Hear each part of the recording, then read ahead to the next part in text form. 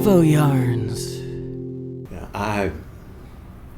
So I came back to the real world in 70.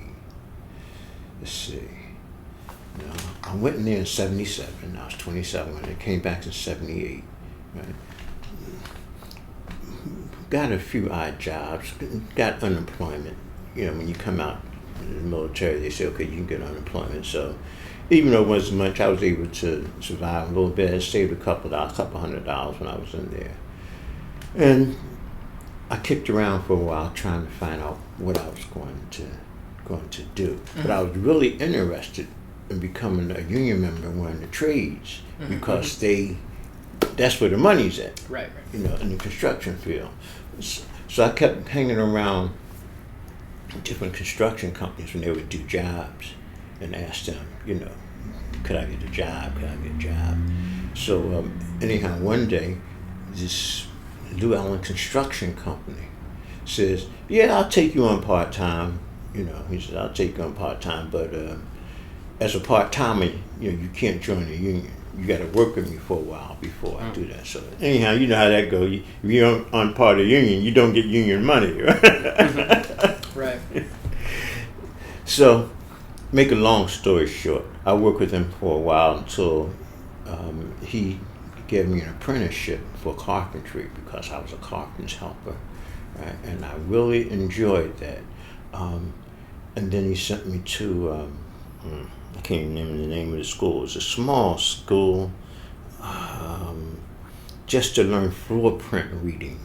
And because what he did mostly was new development construction, small housing construction, when he would, what do you call them places? They would make new housing developments. So 2 and 3 story houses, or would completely gut out, brick to brick houses that were already, made, and they would redo them over, and whoever he was with, they would sell them for a lot of money. But it was good work, right? So I became an apprentice, a carpenter's apprentice in 82, right? In 85. How old are you at this point? In 82, I was 32 years old. Okay. I got the job with Llewellyn Construction when I was 28 at 32. So it's coming up to the time. Yeah, so it's coming up to the time. So that was in 1982. Did you start lived like a full life at this point? Yeah. I mean, I would drive everywhere, so my vision was doing me a lot of good. Yeah, sure. I enjoyed life and stuff like that, Wait, did you end up making your own furniture? As a carpenter's apprentice? Were you making? No, because I was what you call a framing carpenter. Okay. We're the guys that frame out the houses and everything. Right. So making sure that they were stable, right? And well constructed. And we would reinforce houses that were already made, replace the beams in them and everything. And it was something with you, a different place every 6 months, right? And then you were off for about maybe 3 months out of the year, something like that. So I had joined the union, and they were talking about, he was talking about affirmative action, like he was telling me, if you stay with me long enough, we'll help you start your own little company, and you'll be one of our affirmative action contractors. That's pretty cool. What went on then in the 70s and the 80s, and I guess into the 90s, which may still be going on today, is that the government said minority contractors have to have a certain portion of, construction site that's doing a big job.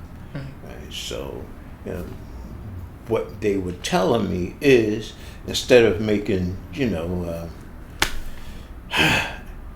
to $1,000 a week, I would be in charge of a crew for a certain portion of the contract, which would take me up to $100,000 a year. But they would make sure all the paperwork was done. $100,000 a year, and what year? That would have been in. Let's see. I hadn't started making it. This is what they said was possible for me. Okay, I don't want to make you think I was making $100,000 a year. At that time, I was making like $800 to $1,000 a week, depending upon if I worked 5 days or 6 days. You know, so I guess it was '87. He started telling me about this. So that's '82. 5 years later, you know, he says, "Listen, you're a good worker. You're learning." Right, and I just want to turn you in on something. He says, we get big contracts, and we're looking for minority contractors. I know you don't own a business or anything, but we're willing to help you and show you how to form so you can be one of our affirmative action contractors. Are you on the union yet? Yeah, Union 57. Okay, cool. Okay, so you know, this is what they're telling me. So it's one of the things where you worked and somebody comes along and says, hey, listen, because you're black, that's what affirmative action is, right? You know, we can make money by getting you in the business that we can give you part of our business. You know how that thing goes. Yeah. So that was my dream, right? He talked to me about that in '87. '88, I started going blind. Arvoyarns.